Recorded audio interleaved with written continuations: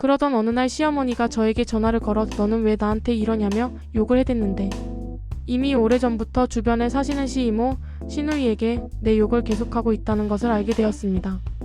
내가 아이 셋 데리고 너네 부모님 때문에 여기까지 와서 왜 이런 대우를 받아야 하냐?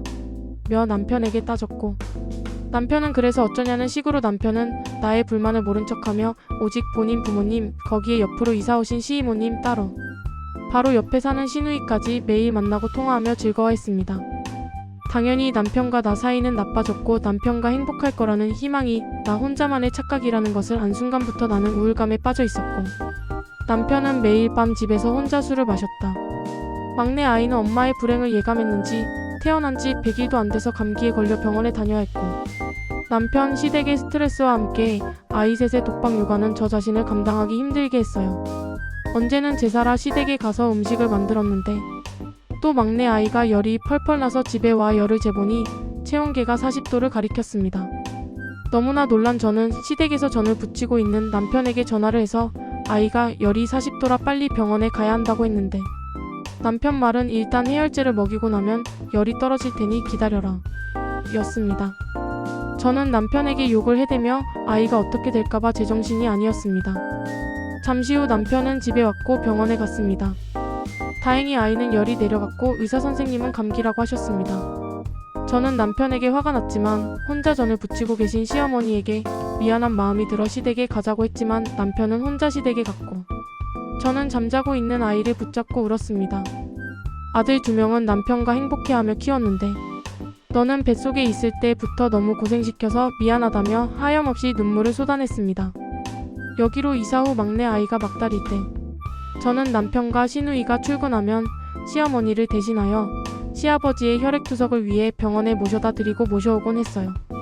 병원 간호사들은 세상에 막달인 며느리가 왔다며 놀라워했고 당시 걸음걸이가 힘드셨던 시아버지를 부축하며 휠체어로 옮겨드렸고 시아버지가 차에 타시면 뱃속에 아이가 든 채로 무거운 휠체어를 들어서 차 트렁크에 넣었다 내렸다를 반복했습니다. 때로는 배가 너무 아파 휠체어를 들을 수 없을 때 지나가던 남자분들이 휠체어를 차에 넣어주곤 했지요. 이렇게까지 아이를 임신하고도 헌신적으로 시부모님께 했는데 돌아오는 건 항상 차가움과 나쁜 며느리라는 시선뿐이었지요. 남편에게도 내가 너희 부모한테 이렇게까지 했다고 하면 나도 할 거다라는 말뿐. 고맙다, 미안하다는 말은 일체 없었습니다. 그리고 10년이 지난 지금 친정아빠가 아파서 병원에 입원을 했지만 남편은 회사에 가느라 병문안도 못 갔지요. 또 저희 부모님께 한 달에 한 번 꼭 오겠다는 약속은 거짓말이 되어 1년에 3번 정도만 친정에 가고 있어요. 처음 시댁 옆으로 이사가서 친정에 가고 싶고 부모님이 보고 싶어 짐을 싸고 있으면 남편은 시어머니한테 가서 오지를 않았어요. 남편에게 아무리 전화해서 같이 짐 싸고 가자고 해도 대답만 했지 오지 않았습니다. 이 시간 후 남편은 뚱한 표정으로 와서 왜 나까지 너희 집에 가야 돼? 라는 표정이었고 아이 셋의 짐을 보며 투덜거렸습니다.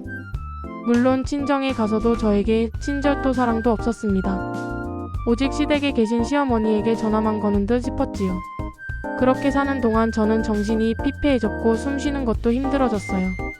당시 4~5살이던 2 아들이 저를 힘들게 할 땐 견디기 힘들었고 남편의 무관심, 무표정은 저를 지옥 속으로 넣었습니다. 내가 속았구나. 사기 결혼했구나.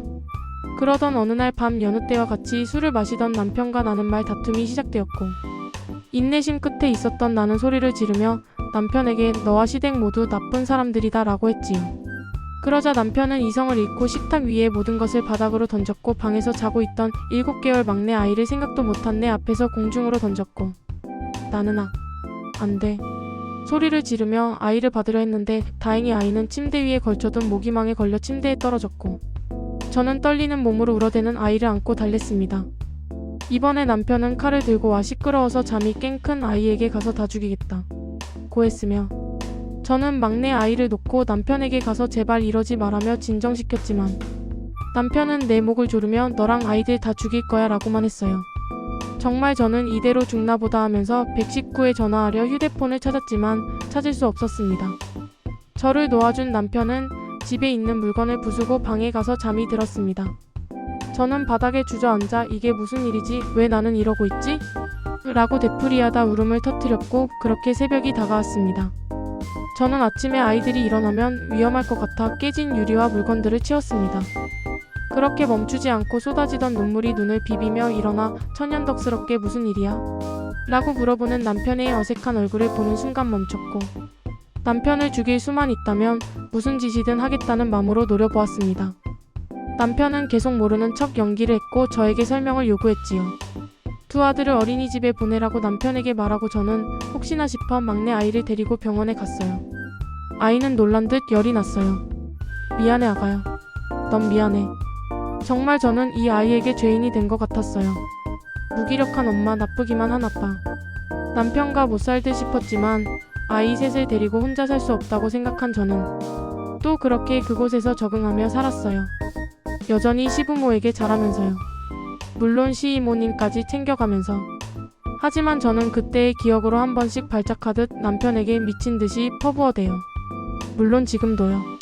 그때의 일을 이야기하면 남편은 우리에게 이상한 행동을 한 적이 없고 시댁 가족들도 저한테 나쁜 행동을 안 했다며 오히려 너가 우리 엄마, 누나, 이모를 욕한다며 나쁜 사람, 정신병자 라고 합니다.